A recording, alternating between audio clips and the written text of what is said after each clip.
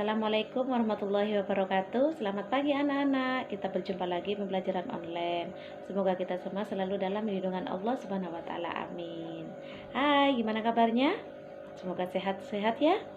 Nah, sekarang kita akan belajar tentang sumber daya alam.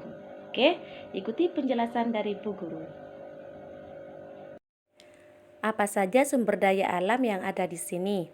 Kita sudah bisa lihat. Di situ ada sumber daya alam air, ada sumber daya alam tanah, ada sumber daya alam hewan, dan sumber daya alam tumbuhan.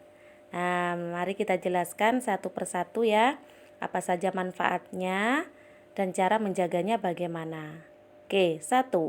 Sumber daya alam air sebagai sarana transportasi.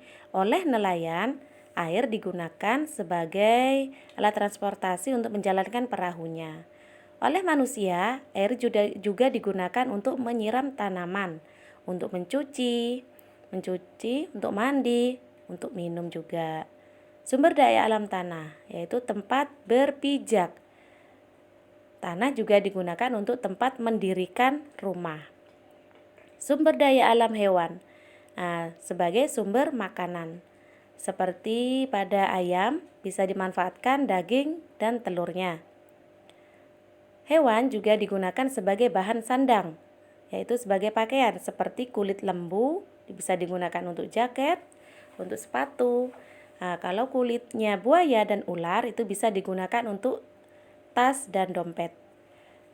Hewan juga digunakan sebagai sumber tenaga untuk membantu pekerjaan manusia, seperti pada petani menggunakan kerbau untuk membajak sawahnya.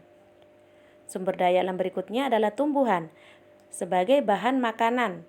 Padi, jagung itu sebagai sumber makanan dan juga sebagai bahan baku industri seperti merica, daun teh, kopi itu sebagai bahan industri, juga kayu jati untuk bahan mebel.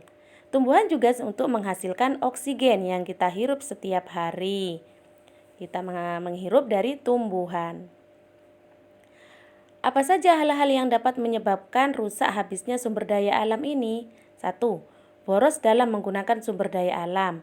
2. Pembuangan limbah tanpa pengolahannya terlebih dahulu. 3. Penangkapan ikan menggunakan bahan peledak atau racun. 4. Penangkapan hewan-hewan langka. 5. Penggundulan hutan. Penggundulan hutan ini maksudnya menebang hutan secara liar, tidak tebang pilih. Oke, cara merawat atau cara melestarikan sumber daya alam yaitu 1.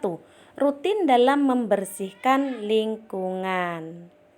Yang kedua, menanami kembali hutan yang gundul atau biasa disebut dengan reboisasi. Yang ketiga, menghemat penggunaan sumber daya alam.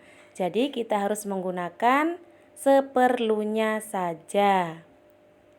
Yang keempat, melindungi jenis tumbuhan dan hewan langka. Jadi kita tidak boleh memburu, tetapi kita harus melestarikannya supaya agar hewan-hewan langka itu tidak punah. Oke, sekian dulu pembelajaran dari Bu Guru. Wassalamualaikum warahmatullahi wabarakatuh.